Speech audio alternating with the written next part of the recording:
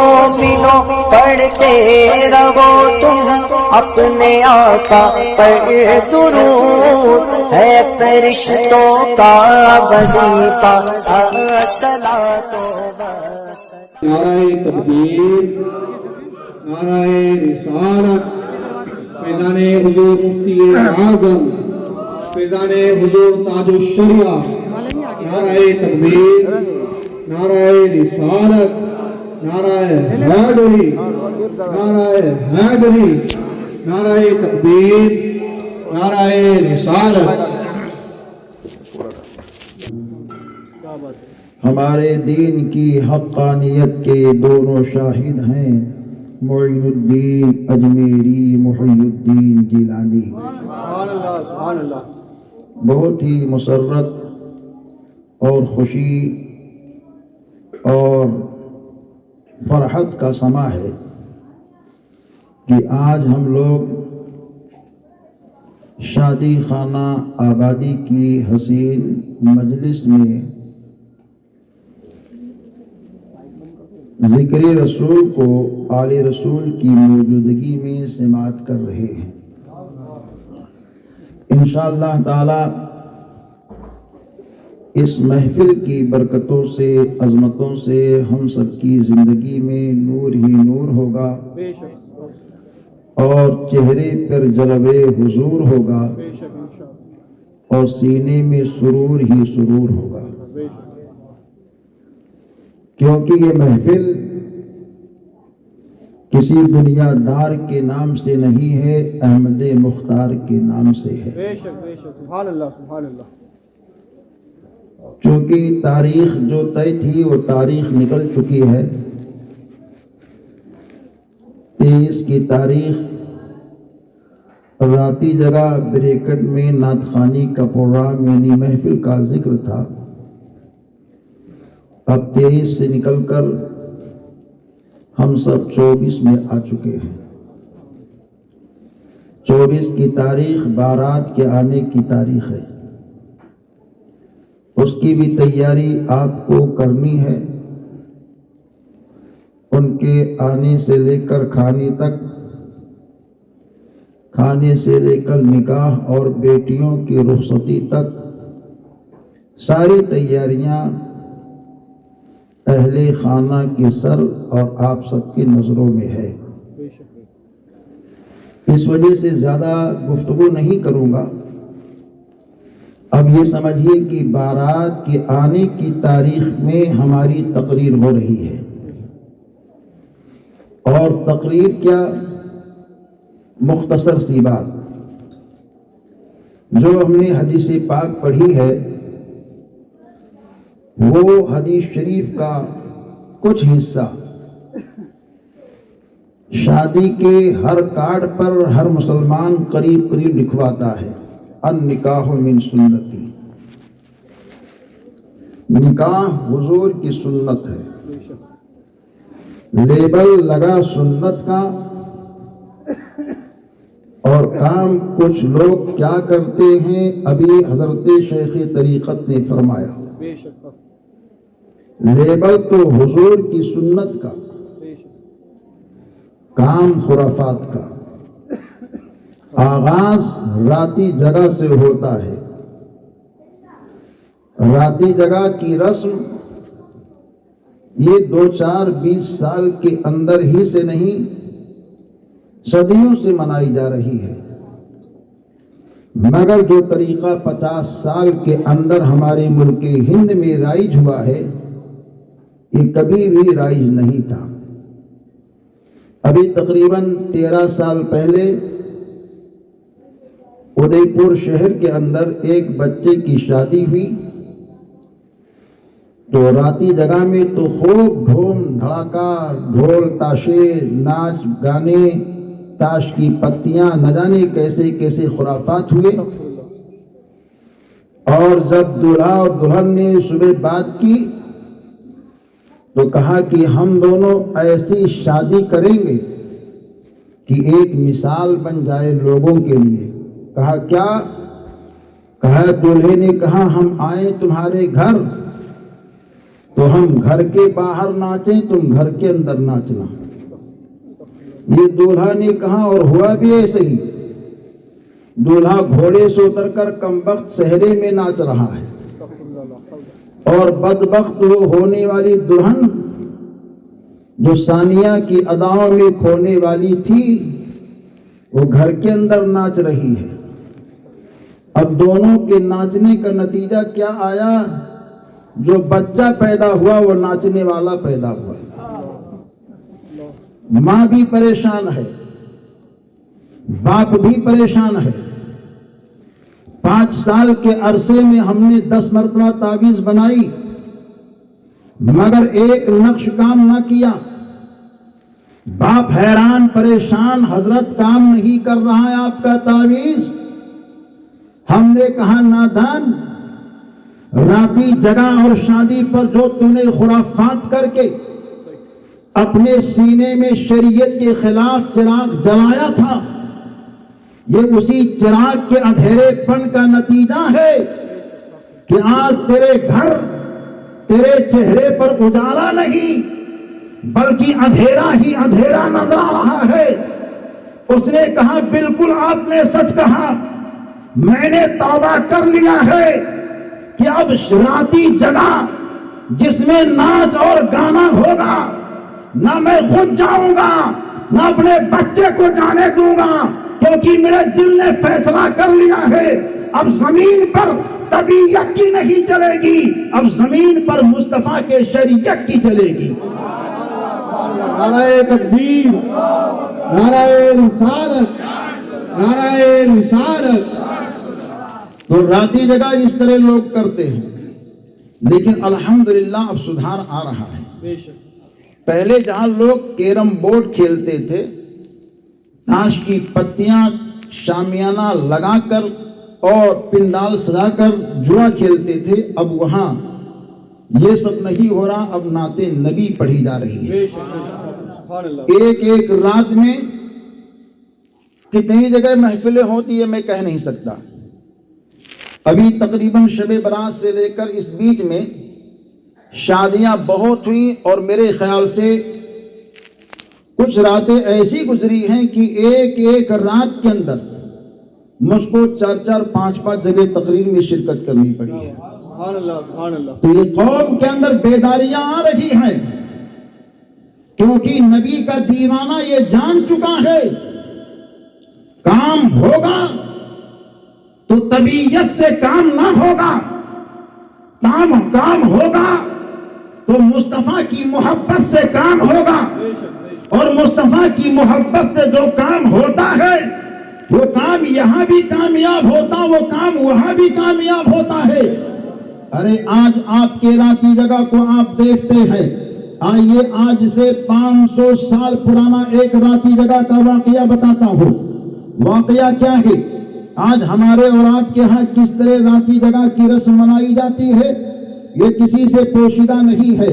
لائق مبارکباد ہے اکرم حسین جی اور ان کے والد محترم اور تمامی اہل محلہ جو اس مجلس نور میں آئے ہیں کہ شیخ طریقت کی سرپرستی میں اپنے سینے کو نبی پاک کی محبت کا مدینہ بنائے ہیں، اور ہر ایک کے سامنے اپنے آپ کو یہ کہلوا کر فخر کرنے پر ناز کر رہے ہیں اور دنیا والوں کو بتا رہے ہیں ہم ایسے ویسے کے غلام نہیں ہیں، ہم مدینے والے مصطفیٰ کے غلام ہیں. 500 سال پرانا راتی جگہ کیسے ہوتا تھا؟ آج کے راتی جگہ کے نظریات کو نظروں میں رکھو. پہلے جب راتی جگہ ہوتا تھا تو ہمارے قوم کی بوڑھی عورتیں جو ہوتی تھی مکان کے کونے کونے میں بیٹھ جاتی، جوان عورتیں ہوتی مصلی لے کر کے بیٹھ جاتی، بہنیں ہوتی تسبیح کا دانہ لے کر کے بیٹھ جاتی، بیٹیاں ہوتی اللہ اللہ کہنا شروع کر دیتی.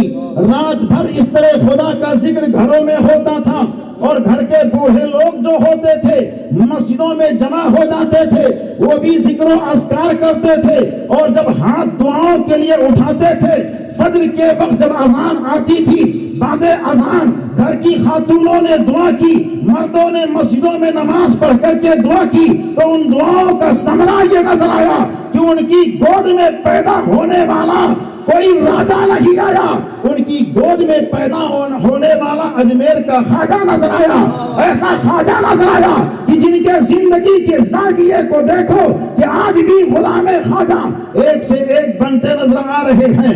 دیکھنا ہے تو مسولی میں دیکھو، دیکھنا ہے تو مارہرا میں دیکھو، دیکھنا ہے تو کالپی میں دیکھو، دیکھنا ہے تو بلگرام میں دیکھو، دیکھنا ہے تو بدائی میں دیکھو، دیکھنا ہے تو براؤں میں دیکھو، دیکھنا ہے تو بریلی میں دیکھو۔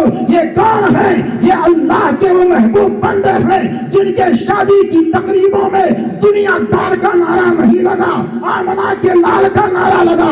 اور جن کے شادی کے موقع پر آمنہ کے لال کا نعرہ لگتا ہے، ان کے گھروں میں عام نہیں پیدا ہوتا ہے، ان کے گھروں میں سنیوں کا امام پیدا ہوتا ہے۔ نعرہ تکبیر، اللہ اکبر، یا رسول اللہ، ماشاءاللہ۔ حضرات دیکھیے، شادی کی تقریب ہے، ان نکاح من سنتی۔ حضور فرماتے نکاح میری سنت ہے۔ اس سنت کے موقع پر کیسے کیسے کام ہوتے ہیں وہ سب نظر میں رکھیں۔ آج شادی جب ہوتی ہے تو شادی سے پہلے حضور بیان فرماتے 4 چیزوں کو دیکھو۔ ان 4 چیزوں میں سرکار نے فرمایا حسب کو دیکھو، نسب کو دیکھو، کمال کو دیکھو، جمال کو دیکھو، دینداری دیکھو۔ لیکن سرکار فرماتے دینداری پر زیادہ فوقیت دو، اور فرماتے ہیں کہ جب رشتہ کہیں طے کرو تو جس کے یہاں رشتہ طے کرو اس کے گھر کو دیکھو کہ اس کے گھر میں میری شریعت ہے یا نہیں۔ اگر میری شریعت ہے تو اپنی بیٹی دے دو، اس کی بیٹی لے لو۔ سرکار بیان فرماتے اگر میری شریعت ہے، بیٹی دے دی تو تیری بیٹی پھول کی شکل میں کھلتی نظر آئے گی۔ اگر شریعت ہے تو اپنی بیٹی کسی کے بیٹے کے سپرد کر دے، وہاں بھی تیری بیٹی چمکتی دمکتی مہکتی نظر آئے گی۔ آج شادیاں جب ہوتی ہیں تو شادی کے موقع پر ایک دوسرے سے لوگ صلاح لیتے ہیں، اور صلاح لینے کا رواج اتنا بہتر تو تھا، لیکن کچھ لوگ صلاح لیتے لیتے ایسی جگہ پہنچ جاتے ہیں جہاں ایمان بھی خطرے میں رہتا ہے۔ آج ہی ایک صاحب نے رتلام سے فون کیا اور میں آپ کی نمباڑا آ رہا تھا۔ انہوں نے کہا کہ ہم ایک چوکی پہ گئے تھے۔ ہم نے کہا پولیس چوکی؟ کہا نہیں حضرت، پولیس چوکی نہیں، حاضرات کی چوکی۔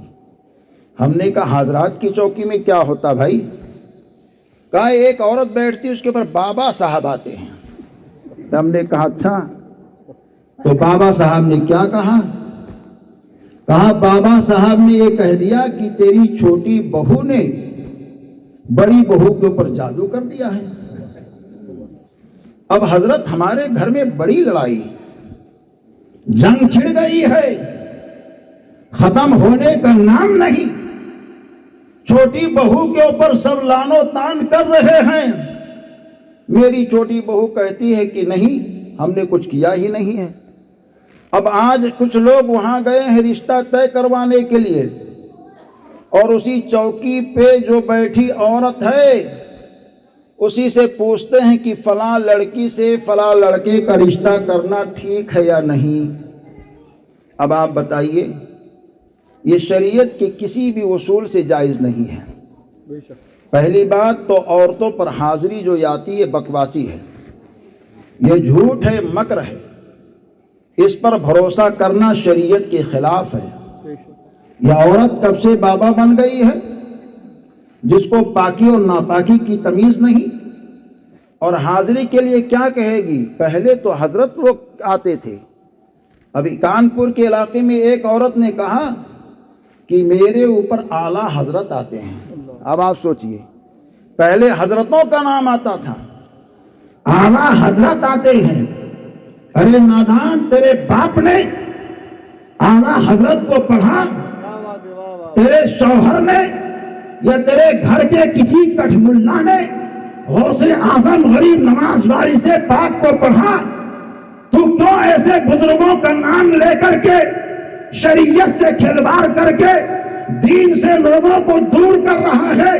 اور ایسے حال میں اس داڑھی رکھنے والے بھی، بوڑھے بھی، جوان بھی ان کے چوکیوں میں جا کر کے درشن کرتے ہیں اور فوٹا نہ جانے جھوٹی جھاٹا کیسا لگا ہوا ہے، ان کے سامنے ہاتھ جوڑتے ہیں، نیاز کرتے ہیں۔ ارے نادانوں، جھوٹی جھاٹا کے نام سے نیاز کرو گے، وہ نیاز نہ یہاں قبول ہے نہ وہاں قبول ہے۔ نیاز کرنا ہے تو دنیا کے جھوٹی جھوٹا کے نام مت کرو تو پیرانے پیر کے نام کرو، غوث اعظم دستگیر کے نام کرو، وارث پاک کے نام کرو، حریم نماز کے نام کرو۔ ان کے نام سے نیاز کرو گے، یہاں بھی کامیاب رہو گے، وہاں بھی کامیاب و کامران رہو گے۔ نعرہ اگر تکبیر، شادیاں کرنی ہے تو چوکی والوں سے مشورہ مت لو، یہ چوکی والے گھر برباد کر دیں گے۔ شادیاں کرنی ہے تو حضرت شیخ طریقت سے مشورہ لو، اپنے امام سے مشورہ لو، عالم دین سے مشورہ لو، گھر کے اس بزرگ سے مشورہ لو جو دین کو سمجھتا ہو۔ جاہل بزرگ سے مشورہ مت لینا، جس کا ایمان پلپلا ہو، صلح کلی ہو، یہ بھی اچھا وہ بھی اچھا، مال کما لیا، مکان بنا لی، لیبل لگا دیا، ھذا من فضل ربی، یہ میرے رب کا فضل ہے۔ ٹھیک ہے، بناؤ۔ بھائی کا مال غصب کر کے مکان بنایا، ھذا من فضل ربی۔ شراب بیچ کر کے مال کو دکان لگائی، ھذا من فضل ربی۔ ناپ تول میں کمی کر کے گاڑی کو خریدا، لگا دیا، ھذا من فضل ربی۔ ایک دوسرے کے حق اور مال کو قبضہ کر کے ترقی کو حاصل کیا اور لگا دیا، ھذا من فضل ربی۔ ارے جھوٹ بولنے والوں، خرافات کرنے والوں، کب تک یہ بکواس کرتے رہو گے؟ کب تک اپنے آپ کو دھوکہ دیتے رہو گے؟ ناپ تول میں کمی کر کے ھذا من فضل من ربی کا لیبل مت لگاؤ۔ بھائی کا حق چھین کر کے ھذا من فضل ربی کا لیبل مت لگاؤ۔ پڑوسیوں کے ساتھ زیادتی کر کے ھذا من فضل ربی کا لیبل مت لگاؤ۔ اگر لگانا ہی ہے تو پانچوں وقت کی نماز پڑھ لو، پھر کہو ھذا من فضل ربی۔ نمازوں کی پابندی کر لو، ھذا من فضل ربی کہو۔ عشق مصطفیٰ میں اپنے آپ کو لا لو، ھذا من فضل ربی کہو۔ اور ایسے حال میں اپنے آپ کو آپ نے تیار کر لیا تو زمین سے گزرو گے تو زمین کا ذرہ ذرہ قدموں کو چوم کر کے کہے گا، آج میرے اوپر گزرا ہے تو کوئی عام نہیں گزرا ہے، بلکہ آج میرے اوپر گزرا ہے تو مدینے کے مصطفیٰ کا غلام گزرا ہے۔ لیبل لگانا ہے تو اچھے کام کر کے ھذا من فضل ربی کا لیبل لگاؤ تو کام آئے گا۔ لوگوں کے ساتھ چوری، زیادتی، خرافات، نا اتفاقی پیدا کر کے لیبل ھذا من فضل ربی کا لگاتے ہو، یہ تو یہاں بھی کامیاب نہیں آئے گا اور وہاں بھی کامیاب نہیں آئے گا۔ شادی کی تقریب ہے، دینداری دیکھو سرکار بیان فرماتے ہیں۔ ایک لڑکی جوان ہو گئی، اس کے رشتے کے لیے بہت سارے لوگ آتے تھے جاتے تھے۔ ایک رشتہ آیا تو لڑکے والوں نے کہا، بھائی کیا آپ اپنی لڑکی کی دینداری کی ضمانت دے سکتے ہیں؟ آج ہم جاتے ہیں، لڑکی کو دیکھ لیے، لڑکی کی ہائٹ کیسی ہے، خوبصورتی کیسی ہے، بدن کے رنگ روپ کیسے ہیں، چال چلن کیسے ہیں، بول چال کیسے ہیں، یہ ساری چیزیں ہم دیکھتے ہیں۔ لیکن پہلے جو بزرگ ہوتے تھے وہ رشتے کے لیے لڑکی کے پاس جب جاتے تو لڑکی کے گھر والوں سے کہتے کہ بھائی تمہارے لڑکی کی دینداری کیا ہے، اس دینداری کی ضمانت آپ لے سکتے ہیں؟ سوال کیا انہوں نے تو لڑکی کے باپ نے کہا، نہیں میں اس کے دینداری کی ضمانت نہیں لے سکتا۔ آج ہمارے یہاں اگر کہیں ایسا کچھ معاملہ آ جائے تو ہم اپنی بیٹی کی 100 طرح کی تعریف کر دیتے ہیں۔ بیٹا ہے، اگر اس کا رشتہ کسی لڑکی سے ہو رہا ہے تو لڑکے والے اتنی تعریف کر دیتے ہیں کہ 100 عیب چھپا دیے، 1000 خوبیاں بتا دی۔ اتنے عیب رہتے ہیں کہ ان عیبوں کو بھی چھپا دیتے ہیں۔ شرابی لڑکا ہے، کہتے ہیں پکا دیندار ہے، نماز کی پابندی کرتا ہے، نشے میں لت پت رہتا ہے، گاجا اور چرس اور بھانگ پیتا ہے، کہتے ہیں پانچوں وقت کی نماز امام صاحب کی پیچھے پڑھتا ہے۔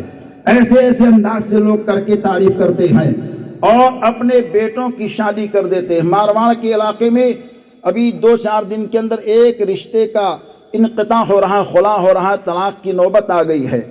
کیا کہ بیٹے والوں نے بیٹے کی اتنی تعریف کر دی کہ لڑکی کی شادی ہو گئی، اور حال کیا ہو گیا، وہ لڑکا مرد تھا ہی نہیں، اس کے اندر نامردی کی بیماری تھی۔ بہت جانچ ہو گئی، یہ ہو گیا وہ ہو گیا، سوچتے رہے لڑکی آئے گی، 3 سال تک بیٹی چھپاتی رہی، بالآخر مجبور ہو کر کے اس نے اپنے ماں اور اپنے گھر کی عورتوں سے کہا کہ یہ ساری کمیاں ہیں، یہ اتنی بڑی کمی ہے کہ اس کمی کو بھی لوگ چھپا کر کے دوسرے کی بیٹیوں کے ساتھ زیادتیاں کیا کرتے ہیں۔ ارے کیا منہ دکھاؤ گے خدا کو؟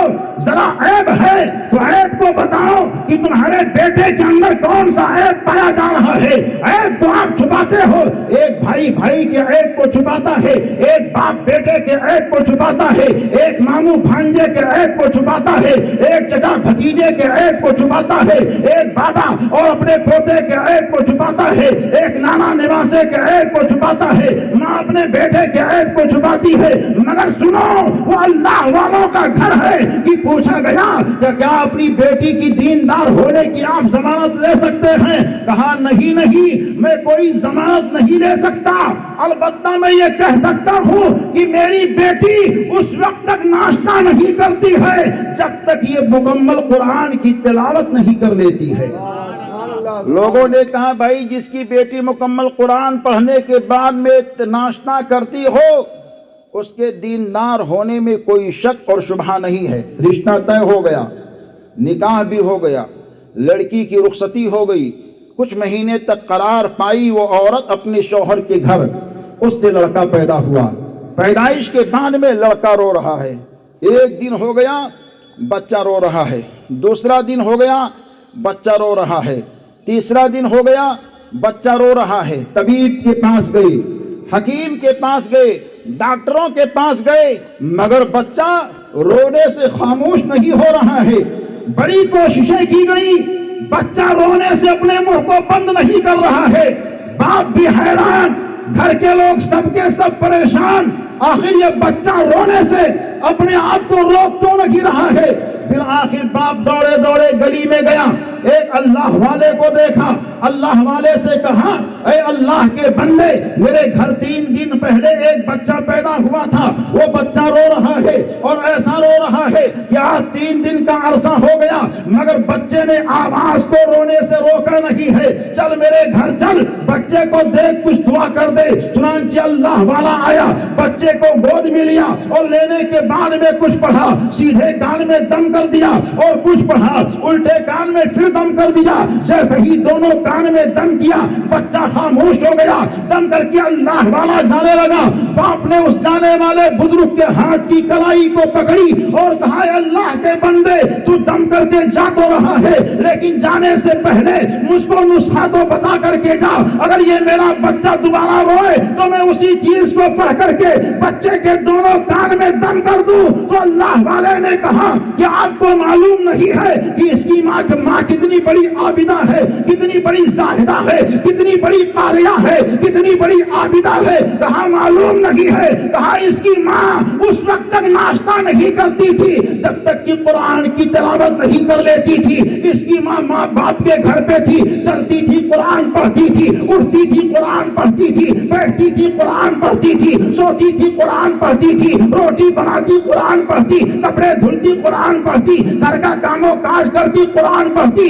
اس کی ماں قرآن کی بڑی قاریہ تھی اور وہی عادت اس کی بنی ہوئی تھی۔ دلہن بن کر کے آئی، یہاں بھی قرآن پڑھتی رہی، بچہ ماں کے پیٹ میں گیا، وہ چلتی قرآن پڑھتی، اٹھتی قرآن پڑھتی، بیٹھتی قرآن پڑھتی، سوتی قرآن پڑھتی، سارے کام کرتی قرآن پڑھتی۔ اب بچہ پیدا ہو گیا، بچے کے پیدا ہونے کے بعد میں ماں کے جسم سے خون آیا، ماں ناپاک ہو گئی تو ماں نے قرآن پڑھنا بند کر دیا. 3 دن سے یہ بچہ اسی آواز کو سننے کے لیے بے چین بے قرار تھا. میں نے اس کے سیدھے کان میں ایک آیت کو پڑھ کر کے دم کر دی ہے, دوسرے کان میں دوسری آیت کو پڑھ کر کے دم کر دی ہے. میرے ذہن نے کہہ دیا یہ بچہ جسم و جان کے ساتھ تو آیا ہے مگر یہ دودھ والا بچہ نہیں ہے, یہ بچہ قرآن والا بچہ ہے. میں نے قرآن پڑھ کر کے دم کیا ہے, بچے کو غذا مل گئی, سکون مل گئی. یہ بچہ کون بچہ ہے؟ اسی بچے کو ابو علی شاہ قلندر رحمت اللہ علیہ کہتے ہیں ارے دیکھو جو قرآن والا بچہ ہوتا ہے وہ عام نہیں ہوتا ہے, وہ عاشقوں کے دلوں کا سچا امام ہوتا ہے. اللہ اکبر یا رسول اللہ. اپنی بچیوں کو قرآن کی تعلیم ایسی دو کہ آپ کو یہ نہ کہنا پڑے کہ میری بچی دیندار ہے, بلکہ بچی جائے جس گھر میں وہ گھر دیندار ہو جائے. ایسا نکھار کر کے, ایسا سنوار کر کے, ایسا تیار کر کے بیٹیوں کو رخصت کرو کہ بیٹیاں حسین پیرائے پر قرآن کی تلاوت کریں اور بہروپیوں کے جال سے بچتی رہیں. اتنی تعلیم دے دو کہ ان کو پتہ چلے کہ جائز کیا ہے, ناجائز کیا ہے, حلال کیا ہے, حرام کیا ہے, ساس کے حق کیا ہیں, نند کے حقوق کیا ہیں, جٹھانی اور دیورانی سے کس طرح گفتگو کرنی چاہیے. یہ ساری چیزیں بچیوں کو بتا دو. اور یہ کب ہوگا؟ جب آپ ان کو دین کی تعلیم سے مزین کرتے رہیں گے. ساری خوبیاں, ساری بہاریں نکاح کے اندر رکھی گئی ہیں. وقت بہت کافی ہو چکا ہے. بات تو ابھی میں نے شروع نہیں کی. شادی کے موقع کی تقریباً 1.5 سے پونے 2 گھنٹے کی تقریر ہوتی ہے, تو پھر وہ حضرت عبداللہ کی شادی سے لے کر امام احمد رضا کی شادی تک کے واقعات جو پیش کیے جاتے ہیں کہ ان بزرگوں نے کیسے کیسے انداز سے کس کس دور میں شادیاں کی, اور حضرت عبداللہ کی شادی میں کتنی باراتی تھے, اور سب سے پہلا تحفہ دولہے کی طرف سے کس نے دیا کس کو. یہ ساری چیزیں جب پیش کی جاتی ہیں تو ایک ماحول بنتا ہے. اور نبی پاک کے وہ صحابی جنہوں نے سہاگ رات کی رات میں خود حضور کی بارگاہ میں رہ کر علم دین کو حاصل کیا, اور جب فجر سے کچھ وقت پہلے سرکار کے کہنے پر وہ اپنے گھر گئے اور حضرت بلال کی آواز آئی الرحیل الرحیل اذهبوا الی الجہاد, تو انہوں نے بیوی کے چہرے کو دیکھا نہیں, حضور کی آواز پر میدان کارزان میں گئے اور لڑتے لڑتے جام شہادت کو نوش فرما لیا. اور وہ صحابی جن کا رشتہ ہو نہیں رہا تھا, سرکار نے قوم کے بڑے سردار کی بیٹی سے رشتہ طے فرما دیا تھا. یہ سارے واقعات بہت اہم ہیں جو ہمارے اور آپ کے دل اور دماغ کو تازہ کرنے والے ہیں. لیکن ہم سب کو بارات کی بھی تیاری کرنی ہے اور سارے حالات کی بھی تیاری کرنی ہے. ٹوٹکی ٹوٹکا جو چل رہا ہے, اس ٹوٹکی ٹوٹکا کے دور میں بیٹیوں کو جب سنوار کر کے اپنے گھروں سے رخصت کرو تو ان کے اوپر آیت الکرسی کم سے کم 3 مرتبہ, اور سورہ فاتحہ 3 مرتبہ, سورہ اخلاص 3 مرتبہ پڑھ کر کے گھر کی عورتیں جو بڑی بوڑھی ہوں دم کر دیں, تو اس سورج کی برکتوں سے اللہ تعالیٰ ان کے اوپر تقریباً 3 سال تک جادو کا کوئی اثر ہوتا ہی نہیں ہے. شیطان کی شر سے وہ عورتیں, وہ دلہن محفوظ رہتی ہیں. اور ایسے ہی جب دلہن گھر سے نکلے تو اپنے باپ کے گھر سے نکلتے وقت بسم اللہ الرحمن الرحیم کو پڑھ کر یا رؤوفو یا رؤوفو یا رؤوفو کو بار بار پڑھتی رہے. اور جب اپنے شوہر کے گھر پہنچے تو وہاں بھی بسم اللہ علی برکت اللہ پڑھ کر یا رؤوفو یا رؤوفو 11 مرتبہ دل میں پڑھ لے, اور درود پاک سرکار کی بارگاہ میں پڑھے, اور یہ دعا مانگے کہ یا اللہ میرے اس قدم کی آمد سے اپنے حبیب کے صدقے میں اس گھر میں خوشحالی کی بہاریں نصیب فرما. تو وہ لڑکی, وہ دلہن جب تک اس گھر میں رہے گی, اپنے شوہر کے ساتھ رہے گی, خوشحالی کی دولت, خوشحالی کی بہاریں اس کو حاصل ہوتی رہیں گی. اور حال ایسا ہو کہ ہم اپنی بیٹیوں کو یہ ساری چیزیں اور ساری تعلیمات بتا کر کے ان کو رخصت کیا کریں۔ آج دولہا جب دولہا بن جاتا ہے، چونکہ یہ چائے نوشی کا ایک ماحول آ گیا ہے، تو آپ لوگ چائے پی لیں۔ اگر ختم کر دوں گا تقریر تو شاید ہو سکتا ہے سلام کی نوبت آئے۔ سلام پڑھنی کہ بھی نعت خوانی ہوگی؟ نہیں، فرمائش تو ضروری ہے، فرمائش ہونی چاہیے۔ فرمائشوں کا دور تو ہم لوگوں سے کوئی فرمائشیں نہیں کرتا ہے نا جی؟ نہیں تو چائے تو خیر نہیں، میں یہ کہہ رہا ہوں کہ یہ جو آپ یہی والا بیماری ہے جس کا علاج صحیح چل رہا ہے، یہی بیماری ہے، اسی کا علاج صحیح علاج ہے، صحیح دوا چل رہی ہے، لیکن یہ کیا ہے کہ کل جو ہے خسر فسر بہت ہوگا۔ ٹوٹکی والی دوا ہے، بالکل صحیح چل رہی ہے۔ ٹوٹکا ٹوٹکی میں تو اتنے برباد ہو گئے ہمارے قوم کے لوگ۔ یہ کیا ہے کہ گجرات کا ہے، تو ایک صاحب نے مجھ سے کہا بھی 15 دن پہلے کی بات ہے، گاڑی کر کے مجھ کو لے گئے، چونکہ کہہ رہے تھے کہ حضرت ان کے ہاں جاتے ہیں ہم لوگ تو ان کا ہاتھ ایکس رے مشین ہے۔ تو ہم نے کہا یہ کیسا ہے؟ کہہ رہے حضرت تعویذ ایسے مٹھی بند کرتے ہیں اور فوراً جھڑ جھڑ گرنے لگتا ہے۔ تو ہم نے کہا کیا معاملہ؟ کہا بہت بڑے بڑے موکل ان کے پاس، ان کے قبضے میں ہیں۔ تو ہم نے کہا ٹھیک ہے، تو وہاں جا کے دیکھا میں نے تو وہاں کچھ بھی نہیں۔ وہ کیا ہے کہ نظر بندی کا کمال ہے، وہ جناب اس ہاتھ میں لیتے ہیں، اس میں رکھ دیتے، لوگ لائن لگا کے کھڑے ہیں۔ ہم نے کہا یا اللہ۔ تو ان صاحب سے میں نے کہا حضرت صاحب کتنے سالوں سے یہ کام کر رہے ہیں؟ کہا حضرت یہ کیا ہے کہ میں 25 سال سے کر رہا ہوں۔ تو میں نے ان سے کہا تخلیہ، تو کچھ لوگ تھے ان کو باہر کر کے میں نے کہا حضرت یہ آخرت کا خوف ہے یا نہیں ہے؟ تو انہوں نے کہا مطلب؟ تو میں نے کہا اپنی کتاب جو 728 صفحے کی میری کتاب تعویذ کی لکھی ہوئی ہے، میں نے وہ کتاب ان کے ہاتھ میں تحفے کی شکل میں دے دی۔ ہم نے کہا دیکھیے تعویذ کی سب سے بڑی کتاب میں تحفے کی شکل میں آپ کو دے رہا ہوں، اس سے آپ تعویذ لکھیے، یہ خرافات مت کیجیے، اس سے آپ کا آخرت بھی برباد ہوگا، ایمان بھی کمزور ہوگا، لوگوں کی آہیں بھی لگیں گی، آپ یہ خرافات مت کریں۔ تو انہوں نے قبولا کہ ہم یہ کام ان پڑھ لوگوں کے لیے کرتے ہیں، اگر ان کو ہم نہ دکھائیں تو ہمارے پاس آئیں گے نہیں۔ تو یہ ہمارے لوگ جو ہیں یہ کچھ دیکھنا چاہتے ہیں۔ ارے دیکھنا ہے تو مسجد کے مینار کو دیکھو، قرآن کی پاروں کو دیکھو، اللہ والوں کے مزاروں کو دیکھو، تسبیح پڑھنا سیکھو، نمازوں کی عادت ڈالو، یہ خرافاتی چیزوں کے چکروں میں مت رہو، ورنہ یہ کچھ لوگ جو ہوتے ہیں بہروپے قسم کے لوگ، جب تک عورتیں کسی بابا کے پاس پہنچ جائیں تعویذ کرنے والے کے پاس، اگر وہ یہ نہ کہہ دیں کہ ہاں تمہارے اوپر کچھ کیا نہیں گیا ہے، وہ ہٹتی ہی نہیں ہے۔ یہ بھی ایک پریشانی ہے، کیونکہ ہمارے پاس میرے خیال سے صبح سے شام تک 8 سے 10 لوگ آتے ہیں، ان میں سے 3-4 عورتیں بھی آتی ہیں۔ وہ کہتی حضرت دیکھیے ہماری جیٹھانی نے کچھ کر تو نہیں دیا۔ ہم نے کہا بھائی نام وغیرہ اس میں نہیں آتا ہے اور کیے وغیرہ کا اثر نہیں ہے، ہم لوگ خرافاتی کام نہیں کرتے ہیں، نہیں ہم فلاں کے پاس گئے تھے، انہوں نے یہ کہا کہ ایسا ہو گیا ویسا ہو گیا، یہ ہو گیا وہ ہو گیا۔ ہم نے کہا کیا؟ کہا ہے آپ کے ادے پور میں حضرت یہ ایک صاحب ہیں جو آنکھ سے نابینا ہیں، انہوں نے 10,000 روپیہ مجھ سے لے لیا ہے اور آپ کے اسی محلہ میں رہتے ہیں۔ ہم نے کہا بس میں سمجھ گیا۔ ہم نے کہا ان کو کچھ آتا جاتا ہی نہیں، خرچہ پانی کے لیے ضرورت ہے تو پیسہ نہیں لیں گے تو کیا لیں گے آپ بتائیے؟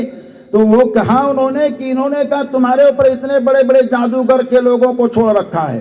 تم نے کہا بھائی جب انہوں نے بتایا تم نے 10,000 روپیہ ان کو دیا تو انہی سے علاج کراؤ۔ کہا نہیں ان سے علاج نہیں ہو پایا، وہ پیسے کی ڈیمانڈ پہ ڈیمانڈ کرتے جا رہے ہیں۔ تو یہ بربادی قوم کی ہے، گھروں میں اتفاق نہیں ہوتا ہے، اختلاف پیدا ہو جاتا ہے۔ نا اہلوں کے پاس مت جائیے، صحیح لوگوں کے پاس جائیے۔ صحیح لوگ آج بھی ہیں جن کے سینے میں خوف خدا ہے، رسول پاک کی محبت ہے، صحیح کام کرتے ہیں، خرافات سے دور رہتے ہیں۔ بتائیے زندگی دینا رب کے ہاتھ میں ہے، موت دینا رب کے ہاتھ میں ہے، لیکن یہ بہروپیٹ جو ایمان کے ڈاکو ہیں، ہمارے مال کے بھی ڈاکو ہیں، ہمارے گھروں کے بھی ڈاکو ہیں، جو گھروں میں لڑائی کرواتے ہیں، بھائی بھائی میں لڑائی، بہن بہن میں لڑائی، دوست دوست میں لڑائی، رشتہ دار میں لڑائی۔ ان باباؤں کے چکر میں ہماری قوم برباد ہوتی جا رہی ہے۔ یہ خرافاتی لوگ ہیں جو چند روپے کے پیسے میں آپ کے گھروں میں انتشار پیدا کرواتے ہیں، لڑائی پیدا کرواتے ہیں، خرافات پیدا کرواتے ہیں۔ زندگی دینا رب کے ہاتھ میں ہے، موت دینا رب کے ہاتھ میں ہے، یہ کسی انسان کے ہاتھ میں نہیں ہے۔ کوئی کتنا بھی بڑا جادوگر ہو، وہ جادو کے ذریعے سے انسان کو پریشان کر سکتا ہے، موت اس کے ہاتھ میں نہیں، موت اللہ کے ہاتھ میں ہے۔ یہ عقیدہ رکھو، اللہ کی ذات پر بھروسہ رکھو۔